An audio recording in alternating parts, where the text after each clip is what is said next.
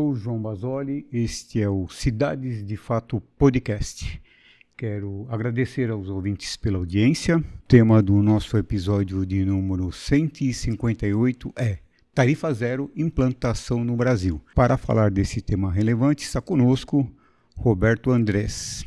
Olá, Roberto. É um prazer tê-lo conosco. Seja bem-vindo ao Cidades de Fato Podcast. Olá, os ouvintes. Uma alegria estar aqui com vocês. O nosso convidado é arquiteto urbanista, graduação e mestrado pela Universidade Federal de Minas Gerais, doutorado pela Universidade de São Paulo, é professor do curso de Arquitetura e Urbanismo da Federal de Minas Gerais, pesquisador do grupo Cosmópolis, colaborador da revista Piauí, editor da revista Pisiagrama. Estamos com um dos maiores especialistas em tarifa zero no Brasil. Para além de artigos publicados na imprensa, ele analisa no livro A Razão dos Centavos como o transporte público se estabeleceu no país e por que ele deveria ser gratuito para toda a população. Nós vamos agora com um breve editorial. As cidades brasileiras enfrentam uma encruzilhada histórica.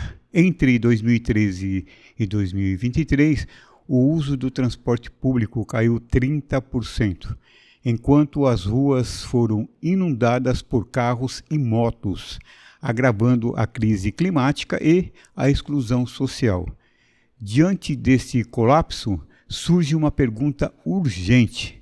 É possível transformar a mobilidade urbana em um direito gratuito e universal, como a saúde e a educação? Para responder essa questão, o podcast Cidades de Fato recebe Roberto Andrés, professor da Federal de Minas Gerais e um dos autores do estudo fundamental Caminhos para a Tarifa Zero. Andrés traz dados que desafiam o senso comum. O Brasil já é líder mundial na implementação da gratuidade, com 137 cidades que provam a viabilidade no modelo. Nesta entrevista, desvendaremos como uma nova arquitetura financeira inspirada no modelo francês é focada na contribuição para a disponibilização do transporte público e pode financiar o sistema nacional sem criar novos impostos. Andrés explica por que a tarifa zero é o Bolsa Família sobre rodas, capaz de aquecer a economia local e combater a segregação urbana. Quer descobrir como o transporte pode deixar de ser uma mercadoria para se tornar um bem comum? Não perca este episódio, essencial para entender o futuro das nossas metrópoles. Roberto, é o seguinte, o estudo que vocês apresentam aponta que o transporte público brasileiro perdeu quase 1 bilhão de passageiros em uma década, enquanto o uso de motos, por exemplo, disparou. Estamos presenciando o colapso do modelo de financiamento por catraca? Pergunta. E como a tarifa zero deixa de ser uma utopia para se tornar a única saída técnica viável? Infelizmente, a gente implantou no Brasil um modelo de financiamento do transporte que gerou um círculo vicioso, afastando as pessoas do transporte público e contribuindo para o colapso da mobilidade nas cidades.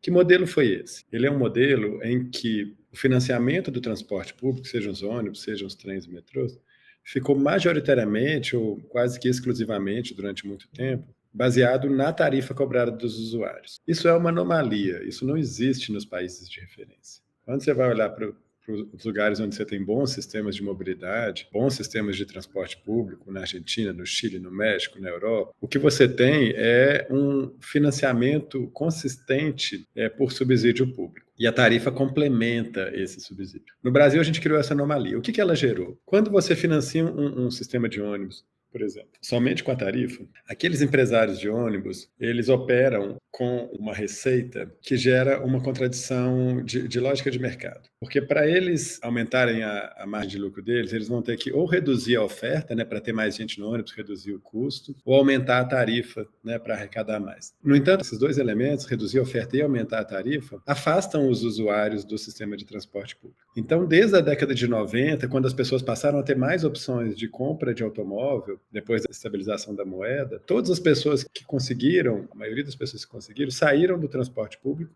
e foram migrando para o veículo particular. Pra você ter uma ideia, o ano com o maior número de viagens de pessoas no transporte público no Brasil é 1995, segundo a Associação das Empresas de Ônibus. Desde então, a gente só perdeu o usuário. E esse modelo gerou esse círculo vicioso, quer dizer, você tem uma fuga de usuários para o transporte público, isso reduz a receita do sistema de transporte. Você tem uma fuga de usuários para automóvel e moto, isso reduz a receita do transporte público.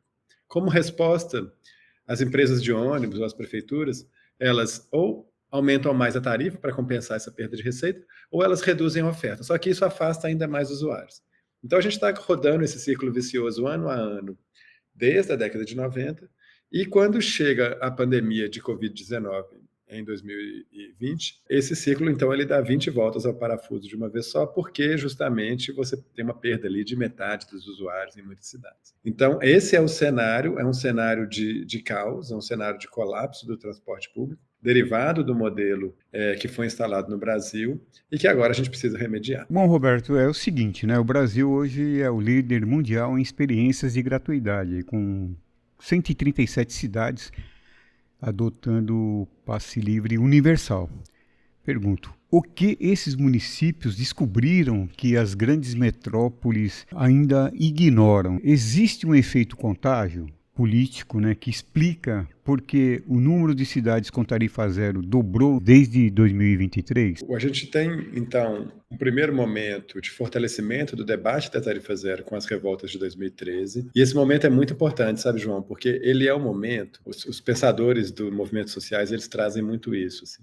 Nem sempre, na maioria das vezes, na verdade, uma grande mobilização social, ela não produz de imediato uma mudança institucional, ela produz uma mudança de pensamento. Então, o que as manifestações de 2013 foram capazes de fazer foi colocar na agenda pública do país a tarifa zero. Permitir que esse tema fosse enunciado, que essa palavra fosse enunciada, que o tema fosse debatido. Isso feito, você começa a ter, de uma maneira até às vezes abaixo do radar da atenção pública, uma proliferação desse debate sobre a gratuidade do transporte, uma cidade implementa aqui, outra implementa ali, e aí os gestores públicos começam a pensar sobre isso, os empresários também. Quando acontece a pandemia de Covid-19 e o Brasil passa a ter, então, metade dos usuários de transporte público em muitas cidades deixam de usar os ônibus, né, para se proteger do vírus, as empresas entram numa situação financeira muito delicada, porque você perde metade da sua receita, como que compensa isso? Vai dobrar a tarifa? Se dobrar a tarifa, ninguém mais anda de ônibus. Ou então vai cortar pela metade as linhas, quer dizer, as pessoas vão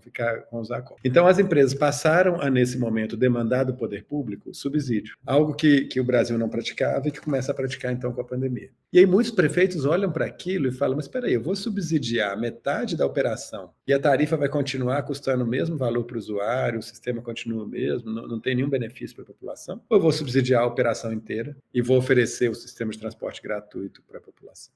Então foi esse raciocínio que muitos prefeitos fizeram e que então veio o boom de tarifa zero no Brasil a partir de 2021. Né? A gente tem um boom, uma escalada das experiências e sim, muitas vezes por contágio.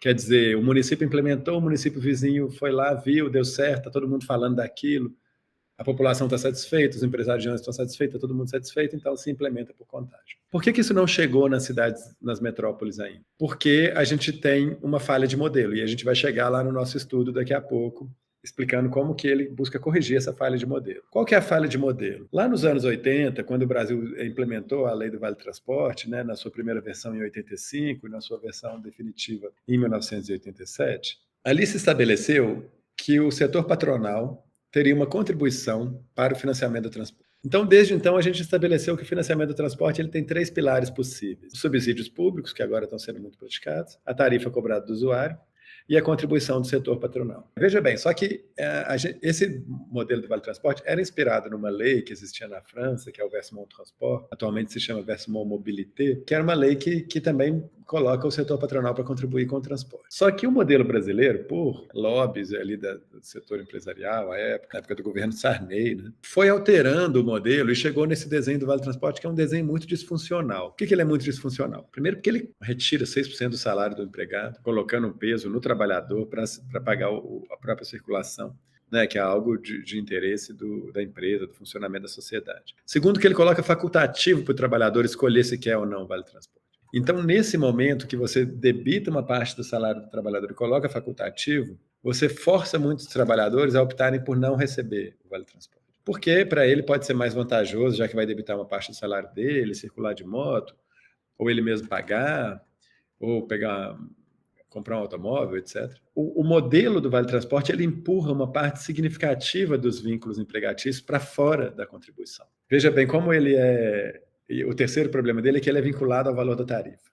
Então vamos ver como que é irracional isso. Se um município praticar uma tarifa baixa, que é algo bom, né, para a política de mobilidade urbana, esse município é penalizado com uma arrecadação menor pelo setor patronal, né, porque a contribuição do setor patronal é vinculada ao valor da tarifa. Então o que aconteceu nesses municípios que implementaram tarifa zero, nesses 140 que hoje tem no Brasil? Todos eles deixaram de receber a contribuição das empresas e das pessoas jurídicas daquele município.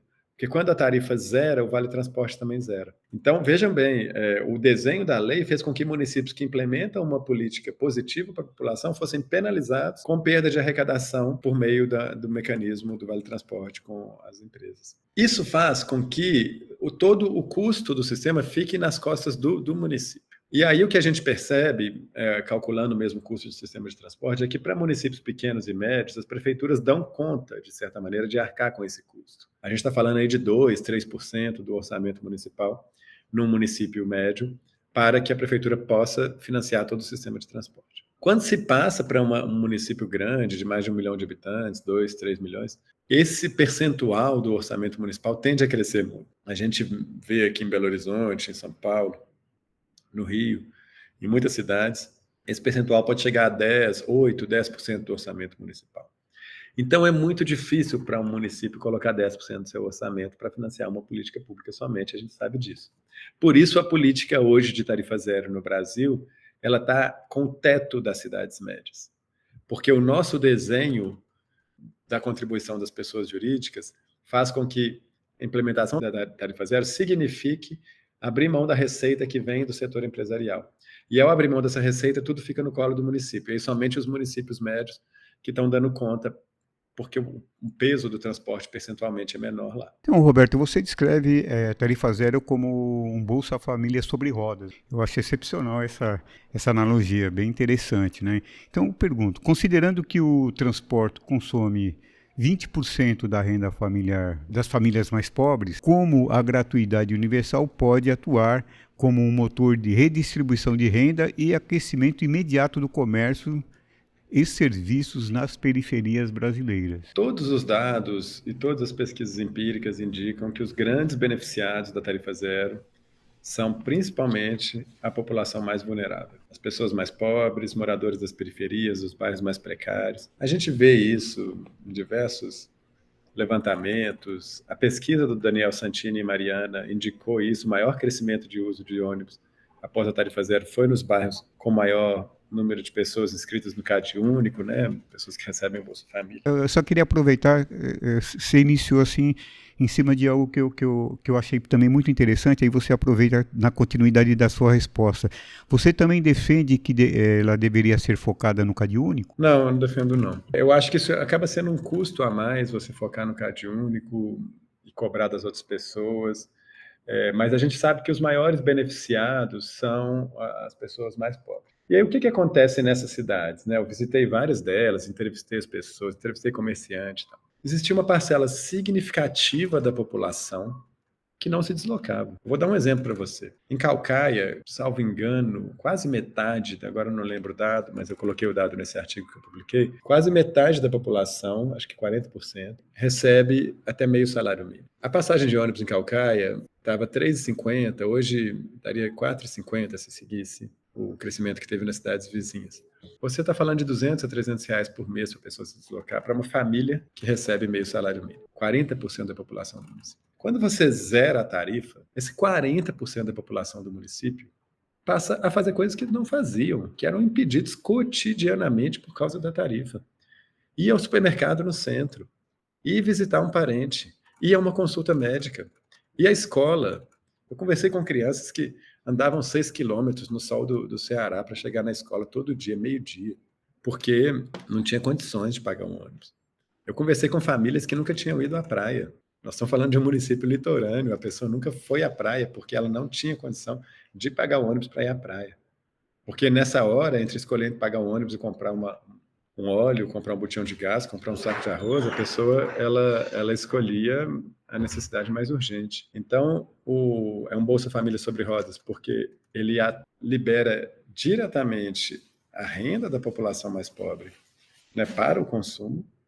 Ele ativa a economia. Eu entrevistei diversos comerciantes em Caucaia e em outros lugares que aferem muito diretamente, como consequência da tarifa zero, o aumento de vendas nos supermercados, nas lanchonetes, nas lojas. Inclusive, coloquei todos eles na matéria. Então, esse é um efeito muito imediato da política, que é liberar a renda da população mais pobre, permitir que essa população circule, acesse serviços públicos, acesse o comércio, acesse espaços públicos, possa usufruir, né, da vida na cidade, e, como consequência, uma ativação do comércio local. Você até já mencionou aí sobre o modelo francês, interrelaciona aí com o Vale Transporte. Como essa reformulação aí do Vale Transporte conseguiria financiar o sistema nacional sem criar aí novos impostos e, finalmente, desonerar o trabalhador daquele injusto desconto de 6% no salário? O que a gente faz nesse estudo, a gente não inventa roda nenhuma. A gente pensou assim, poxa, é tão difícil implementar política pública, né, João? É tão difícil convencer no debate. Vamos pegar uma política pública que já funcionou, que está aprovada, e tentar aplicá-la no Brasil, ver o que é que acontece. Foi isso que foi o cerne desse estudo, né? A gente pegou um modelo que existe na França desde 1971. Então, toda vez que alguém vai em Paris e fala, olha, mas que beleza o metrô de Paris, olha, mas que beleza o metrô, os ônibus em Lyon, em Toulouse, em Bordeaux, saiba que é esse modelo que financia isso. Como que ele funciona? Cada empresa paga por funcionário uma taxa fixa, que vai para um fundo de transporte, e esse recurso é redistribuído para no caso da França, regiões e municípios, né? Aqui no nosso caso, estados e municípios, conforme critérios de população naquela região, demanda por transporte, etc. Parece simples, mas isso muda completamente a possibilidade de arrecadação que a gente tem hoje. Hoje parece, pelos dados mais recentes que a gente tem, que o Vale Transporte arrecada no Brasil algo como 25 bilhões de reais por ano em todos os municípios. É um estudo feito, né, apresentado aí nesse estudo nosso, considerando os municípios, 700 municípios com mais de 50 mil habitantes, e uma contribuição em que toda pessoa jurídica teria um desconto de até 9 funcionários para essa taxa, para essa contribuição. Então, se você tem 9 funcionários, estaria isento dessa contribuição para o transporte. Se você tem 10 funcionários, pagaria por 1. A gente fez um cálculo de R$250 por funcionário, né, com essa isenção de 9 funcionários por CNPJ, e o resultado foi a arrecadação de 80 bilhões de reais por ano. Então, quer dizer, mesmo dando desconto que isentaria todas as micro e pequenas empresas do país de contribuir com essa taxa, ainda assim a gente arrecadaria 3 a quase 4 vezes mais do que o sistema de Vale Transporte arrecada hoje. Isso por quê? Porque a gente estaria incluindo muita gente que hoje fica de fora e não contribui com o Vale Transporte. O nosso modelo do Vale Transporte, por exemplo, exclui o setor público, o governo federal, as universidades, o judiciário todo, a Receita Federal, os tribunais de justiça, Ministério Público, Assembleia Legislativa, câmaras municipais. Muito raramente esses entes que são empregadores contribuem com o Vale Transporte, porque eles têm funcionários de salários mais altos, o funcionário nem demanda, às vezes tem um outro tipo de contribuição. Fora entes privados que também têm salários mais altos e que contribuem pouco com o Vale Transporte, como bancos, mineradores, etc. Quando você distribui para todos os entes empregadores do setor público e do setor privado uma taxa igual por funcionário, idêntica, sem ficar fazendo cálculo, sem ficar fazendo planilha, sem ficar checando se o funcionário mora mesmo onde ele falou que mora, etc. Uma taxa igual para todo mundo, uma coisa muito mais simples de operacionalizar.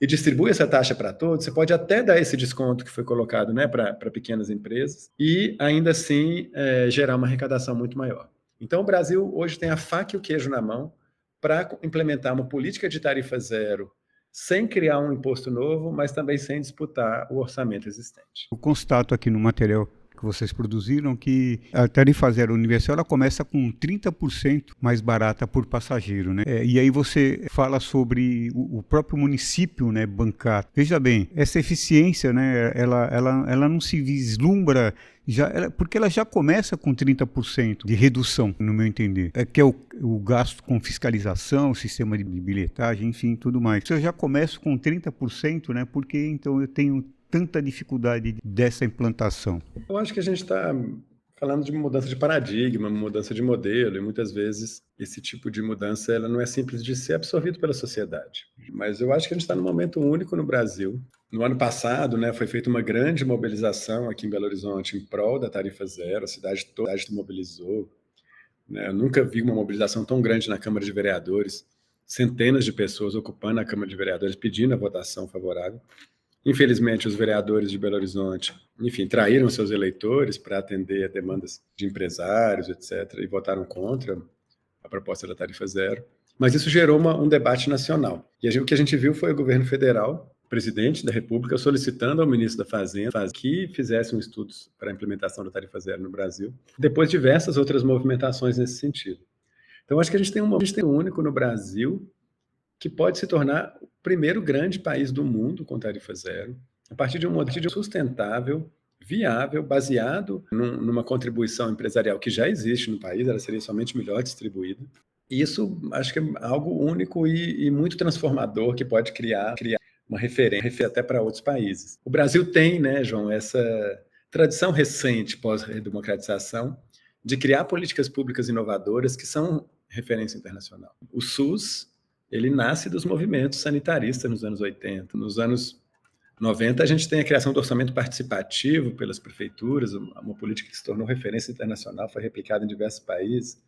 Nos anos 2000, a gente tem a criação do Criança Família, também, talvez maior, possivelmente, acho que é a maior política de transferência de renda do mundo. E hoje a gente tem esse debate da tarifa zero como uma possibilidade concreta, real, de ser uma contribuição do campo sociedade civil e do governo brasileiro, da política brasileira, para um debate internacional de mobilidade urbana. Nós já temos uma série de episódios aqui falando da tarifa zero e há uma convergência, né, que é a mudança da lógica da remuneração das empresas, né, porque elas lucram, né, pela lotação. Quanto mais lotado, isso incentiva inclusive a precarização. Essa lógica que eu acho que você acabou de mencionar, a dificuldade, né, no tratamento disso. Então, nos fale um pouquinho aí sobre essa questão, né? Me parece que essa convergência é muito forte e o que nós temos que fazer, né? Embora a gente sabe que tem vários aspectos econômicos aí, que é significativo, né?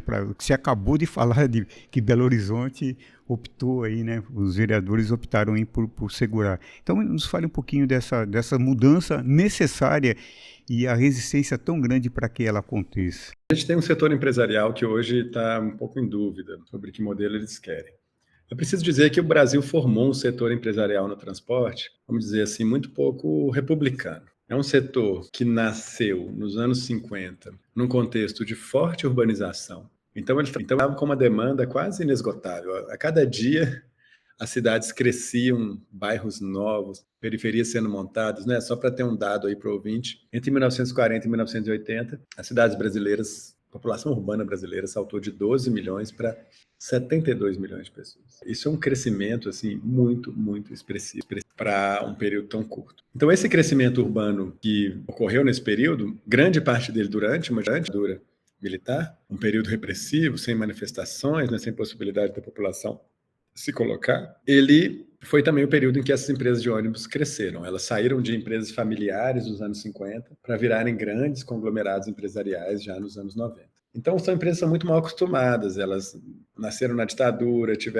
puderam praticar as tarifas que quiseram, tiveram um poder grande de influência na gestão pública. E elas ficaram um pouco nesse modus operandi, um modus operandi em que é como se a prioridade fosse elas, e não a prestação do serviço público. Mas o modelo, então elas trabalharam muito, né, para aumentar tarifas, para manter esse modelo expropriatório mesmo da força vital da população. Acontece que esse modelo faliu, e muitos desses empresários já perceberam. Então hoje a gente vê mais e mais empresários de ônibus que perceberam que o modelo atual não é um bom negócio para eles, porque quem quer andar de ônibus nesse modelo aí? Uma tarifa caríssima, R$5, R$6 em muitas cidades, com um serviço precário. Todo mundo que puder foge para o Uber Moto, foge para algum outro modo de deslocamento. Então eles estão prestando um serviço que só mantém quem não tem opção. Isso não é um negócio sustentável, né? Assim, todo mundo que tiver opção vai fugir. Vários empresários de ônibus perceberam isso. E alguns entenderam que a tarifa zero não é ruim para eles. Porque, no fim das contas, eles vão ser contratados para rodar por quilômetro rodado. A gente tem uma mudança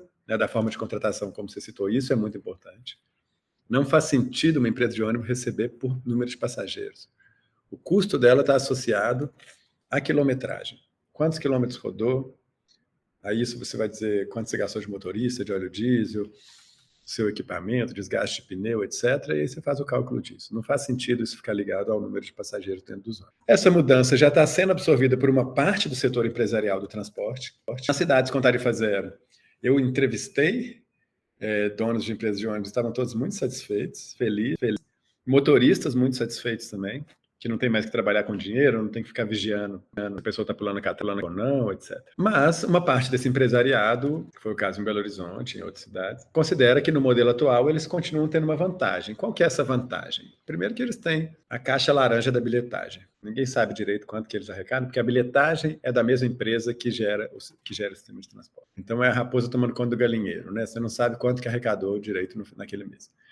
Segundo, porque eles jogam com a bilhetagem com o Vale Transporte no modelo atual, porque eles recebem do Vale Transporte no início do mês. Mas os gastos que eles têm com óleo diesel, pagamentos de funcionário, etc., acontecem ao decorrer do mês. Então, o que eles fazem? Eles recebem um recurso significativo do Vale Transporte, todo mundo que compra, abastece bilhete no início do mês, investem, aplicam aquele dinheiro e vão resgatando e pagando contas ao longo do mês. Isso é parte do modelo de negócio dessas empresas. É também parte do modelo dessas empresas não cumprir certos horários e bancar a multa ou rolar a multa na justiça. Então, o modelo atual, embora seja muito ruim para o usuário, para alguns empresários que se aproximaram a ele ficou muito rentável, trabalhando com essas idades, com esses problemas. Então, hoje o cenário é esse. A gente tem uma parte do empresariado que já entendeu que o modelo atual é um modelo meio de urubu, né? Você fica ali comendo carniça, lidando com, tirando lucro, extraindo lucro da tragédia dos outros. Mas uma outra parte do empresariado de transporte está ainda apegada a esse modelo, porque eles sabem que ali eles sabem qual que vai ser a rentabilidade deles, qual que é o lucro, etc.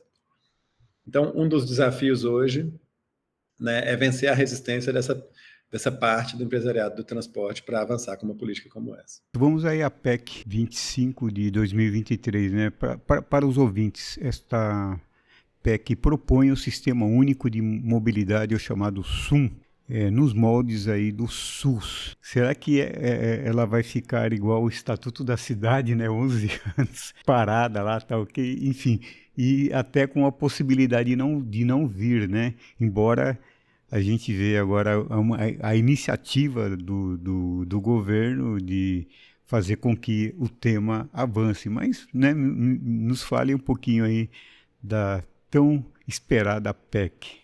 A PEC 25, ela é algo muito importante. A gente deveria ter uma movimentação do governo para que ela avançasse, inclusive porque ela já coletou assinaturas, né, suficientes para tramitar. E ela traz dois, né? Ela traz o Sistema Único de Mobilidade, que é uma forma de estruturar de cima para baixo um sistema nacional de transporte, em que você tem receita, você tem responsabilidade, você tem marco regulatório, tem, né, tudo que é necessário para que os municípios operem um serviço de maior qualidade, recebam recursos por isso, para que o governo federal possa fiscalizar. Além disso, ela prevê algumas fontes de receita para a tarifa zero. Acho que é uma escolha do governo federal, né, que agora se disputa a eleição, se ele quer de fato levar a sério a questão do transporte e da mobilidade nas cidades brasileiras.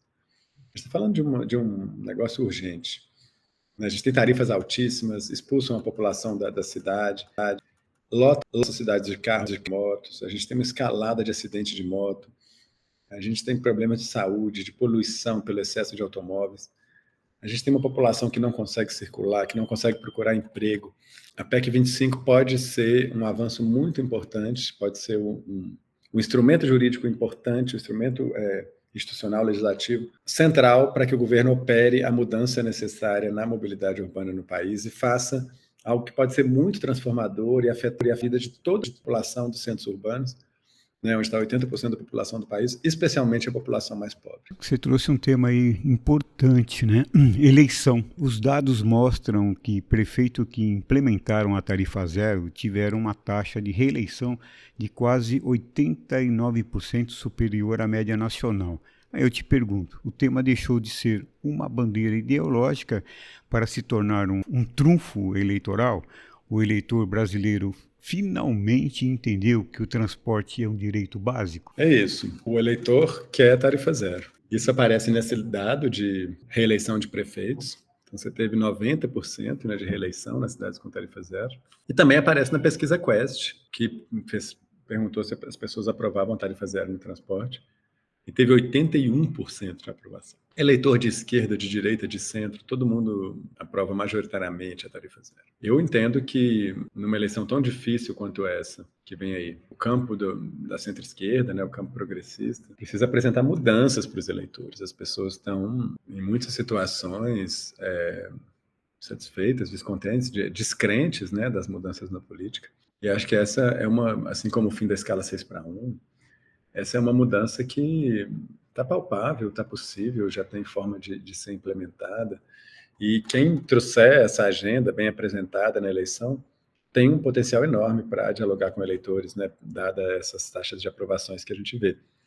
Nas cidades com tarifa zero, você tem prefeito de todos os campos políticos, todos os partidos, acho que são mais de 20 partidos de prefeitos que implementaram tarifa zero. Roberto, eu vou trazer até para a gente refletir aqui uma situação de Palmas. Palmas, inclusive, municipalizou o transporte e voltou a privatizar. Inclusive, está em fase agora o edital aí está em processo de... O que a gente observa, tá? A gente acompanha isso já há bastante tempo aqui.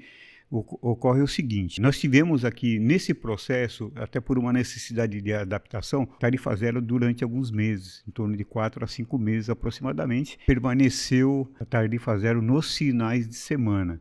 O que acontece? Nós, realizando estudos, indo para a periferia, discutindo um pouco a questão da tarifa zero, tivemos uma percepção clara. A população, ela diz o seguinte, nós não queremos tarifa zero, porque não tem transporte. Porque aconteceu o seguinte, a gente até brinca aqui, a tarifa zero nos finais de semana, aqui é tarifa zero, transporte zero. Você não acha que essas implementações feitas de maneira equivocada e sem os estudos necessários, ela não termina prejudicando conceitualmente? Porque você sabe, lógico, muito melhor do que eu, e até também aqui acompanhando essa discussão já há bastante tempo, que a gente nota, além da resistência, a incompreensão do processo, entendeu? Então as pessoas acham impossível a tarifa zero, porque eu até vou citar aqui o Daniel Santini, do almoço grátis, né? Ele utiliza bem essa analogia. Então nos fale um pouquinho disso. Eu tenho essa percepção de que existe uma visão que essas implementações equivocadas, elas prejudicam, inclusive, a análise conceitual do processo.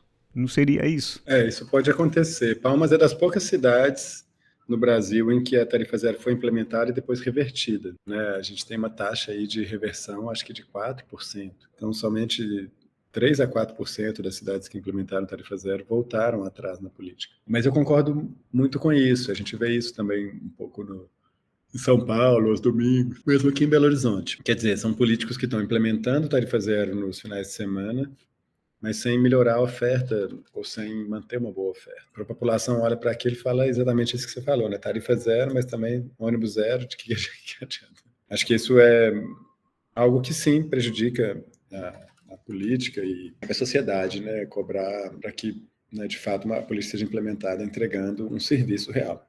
Por isso, a nossa insistência para que o governo federal entre nesse tema. Porque a gente precisa de parâmetros mínimos regulatórios, não dá para ficar a cargo de cada prefeitura definir a oferta nos finais de semana.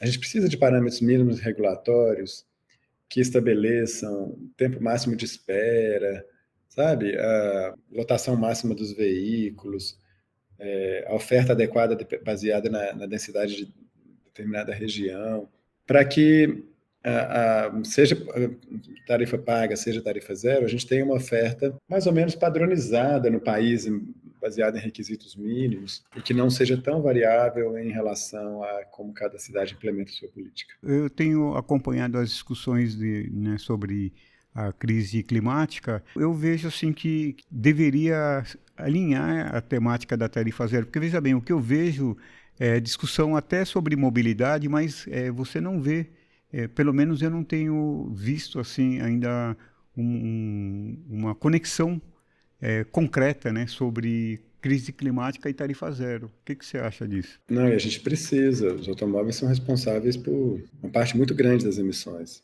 né? O setor de transporte somente no mundo responde aí por 20% das emissões globais que geram aquecimento do planeta. E dentro do setor de transporte, os automóveis respondem por, nos Estados Unidos, 60% do automóvel particular. Então, assim, pra você ter ideia, somente os carros particulares nos Estados Unidos, eles emitem mais do que tudo que é emitido no Brasil de gases geradores do aquecimento do planeta, inclusive a queimada da Amazônia, tudo que é emitido no Brasil é menos do que somente os carros particulares nos Estados Unidos. Então a gente tem uma relação muito grande entre mobilidade urbana e crise climática, e a tarifa zero tem se mostrado algo que precisa ainda ser aprimorado e complementado com outras políticas, mas tem se mostrado uma política capaz de retirar automóveis das ruas. A melhor mensuração disso foi feita em São Caetano do Sul, um município denso, em que, em parceria com a Google e a Waze, a Prefeitura Municipal monitora o número de automóveis nas ruas da cidade. E o que eles identificaram é que, após a tarifa zero, eles tiveram queda de veículos, queda de congestionamento, e eles estimam menos 1.500 veículos por hora nas ruas de São Caetano do Sul devido à tarifa zero. Então, olha o tamanho da redução de emissões em uma só cidade.